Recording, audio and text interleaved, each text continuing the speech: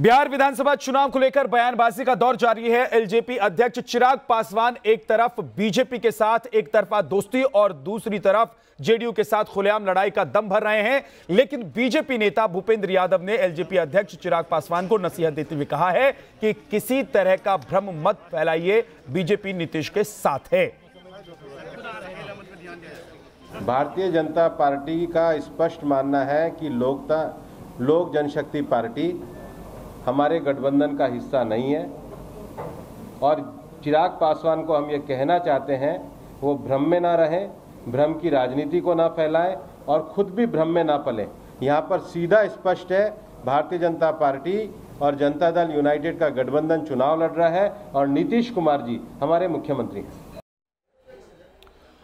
बिहार विधानसभा के रण को जीतने के लिए सियासी पार्टियां कोई कसर नहीं छोड़ना चाहती हैं। वर्चुअल और एक्चुअल दोनों तरफ से रसाकशी जारी है। बीजेपी ने आज ई कमल न्यूज लेटर को मोदी लहर प्रचार वीडियो जारी किया। बिहार बीजेपी प्रभारी भूपेंद्र यादव, दिल्ली के पूर्व प्रदेश अध्यक्ष मनोज तिवारी और बीजेपी बिहार के प्रदेश अध्यक्ष संजय जायसवाल की मौजूदगी में ई कमल न्यूज लेटर को डिजिटल लॉन्च किया गया।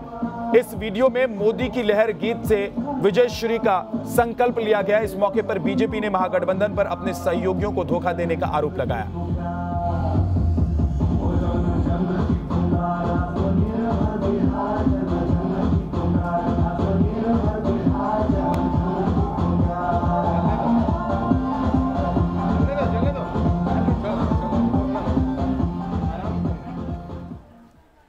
बिहार चुनाव में इस वक्त की बड़ी खबर आपको बताते हैं। चुनाव आयोग पहुंची है आरजेडी। बैलेट पेपर की गिनती में धांधली की जताई आशंका। बैलेट पेपर की मतगणना को पारदर्शी करने की मांग की गई है। मतगणना में सभी दलों की सहभागिता हो, मनोज झा की तरफ से यह मांग उठाई गई। बैलेट पेपर में गिनती की सत्यापित कॉपी सभी दलों को दी जाए, यह भी मनोज झा ने कहा है। कोविड संक्रमित मरीजों की वोटिंग पारदर्शिता हो, मनोज झा की तरफ से ये तमाम मांगे की गई हैं चुनाव आयोग से। आरजेडी चुनाव आयोग पहुंची है। पार्टी के सांसद मनोज झा चुनाव आयोग पहुंचे हैं। यहां पर उन्होंने मुख्य निर्वाचन पदाधिकारी से मुलाकात की है। उनके हाथ में ज्ञापन है। मनोज जी, किस लिए यहां पर आना हुआ? किस लिए यहाँ पर? देखिए, दो महत्वपूर्ण विषय थे जो हमने माननीय मुख्य निर्वाची पदाधिकारी के समक्ष रखा कि 80+ और कोविड पॉजिटिव, कोविड सस्पेक्ट जो 243 कॉन्स्टिट्यूएंसी में है, उनके पोस्टल बैलेट की व्यवस्था है। हम उनसे मांग हमने की है कि वो उस पूरी प्रक्रिया में राजनीतिक दलों की भी सहभागिता हो।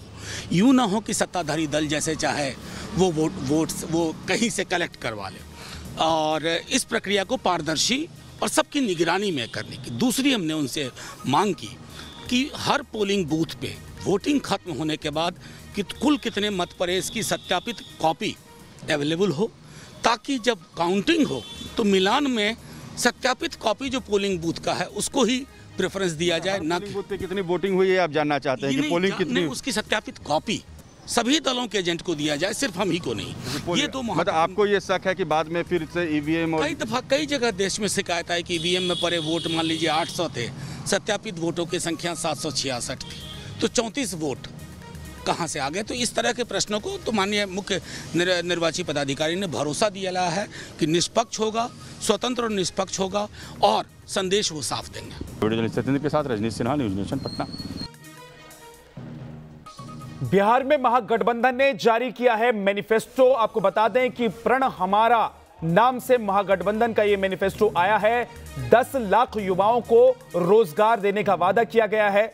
सरकार बनने पर पहली कैबिनेट में मुहर लगेगी, इसका भी जिक्र इस मैनिफेस्टो में है। तेजस्वी ने किया बिहार से पलायन रोकने का वादा। ये तमाम बातें इस मैनिफेस्टो में कही गई हैं, लेकिन दूसरी तरफ तेजस्वी लगातार ये कहते आ रहे हैं कि अगर बिहार में आरजेडी की सरकार बनती है और वो मुख्यमंत्री बनते हैं तो सबसे पहले जिस कागज पर वो दस्तखत करेंगे वो कागज 10 लाख युवाओं को नौकरी देने की होगी। कि हमने जो वादा किया था, क्योंकि हम ठेठ बिहारी हैं, जो कहते हैं वो करते हैं। पहले भी कहा था डीएनए शुद्ध है।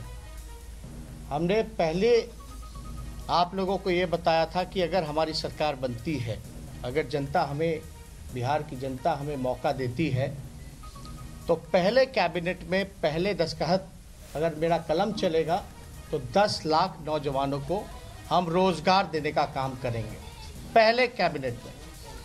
दूसरी बात हम लोगों ने ये कही थी कि जो भी छात्र छात्राएं या नियुक्ति के लिए आवेदन फॉर्म जो भरा करते हैं उसको हम लोग माफ़ करेंगे। तीसरी बात, परीक्षा केंद्र जाने के लिए जो किराया होगा वो हम देंगे। तेजस्वी के इस चुनावी वादे पर बीजेपी प्रभारी भूपेंद्र यादव ने तंज कसा है। उन्होंने कहा है कि जो लोग रोजगार देने का दावा कर रहे हैं वो खुद तो रोजगार ले लेते, क्योंकि रोजगार तो वो देगा जो खुद रोजगार के काबिल हो।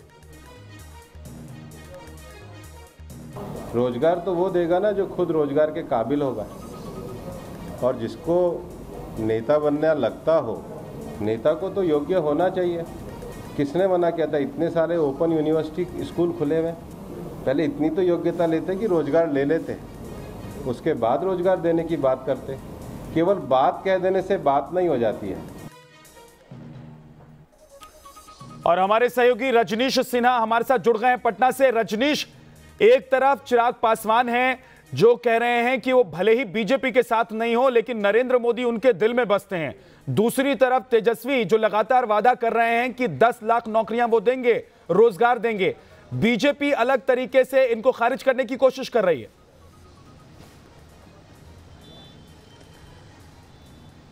बिल्कुल, देखिए विद्या, इस वक्त बिहार में जो चुनाव हो रहा है बहुत ही रोचक स्थिति में है, क्योंकि एक दो नहीं, यहाँ पर 6 मुख्यमंत्री के चेहरे हैं। अलग अलग गठबंधन अलग अलग मुख्यमंत्री का चेहरा बता रही है। एनडीए नीतीश कुमार को, महागठबंधन तेजस्वी को, चिराग की पार्टी चिराग को, पप्पू यादव की जो गठबंधन है पप्पू यादव को, उपेंद्र कुशवाहा का जो गठबंधन है वो उपेंद्र कुशवाहा को।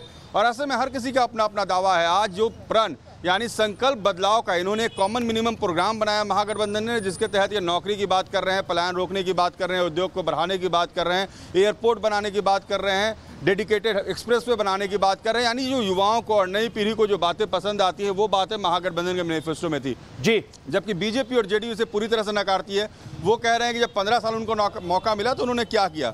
सो विद्या, अगर आज की तारीख में देखें तो बिल्कुल आमने सामने की लड़ाई है। चुनाव में वक्त बहुत कम बचा है और कोई किसी को बख्शने को तैयार नहीं। बहुत बहुत शुक्रिया रजनीश, आप नजर बनाकर रखिए बिहार की राजनीति पर, बिहार के चुनाव पर, और भी अपडेट्स के लिए आपके पास आते रहेंगे। अभी के लिए बहुत बहुत शुक्रिया। एक छोटे से ब्रेक के लिए हम रुक रहे हैं, फौरन वापस लौटें। और बिहार चुनाव से जुड़ी हुई इस वक्त की बड़ी खबर आपको बताते हैं। दरभंगा के जाले से कांग्रेस अपने उम्मीदवार को नहीं बदलेगी। मशकूर उस्मानी पर कांग्रेस की सफाई आई है। मशकूर उस्मानी का रणदीप सुरजेवाला ने बचाव किया है।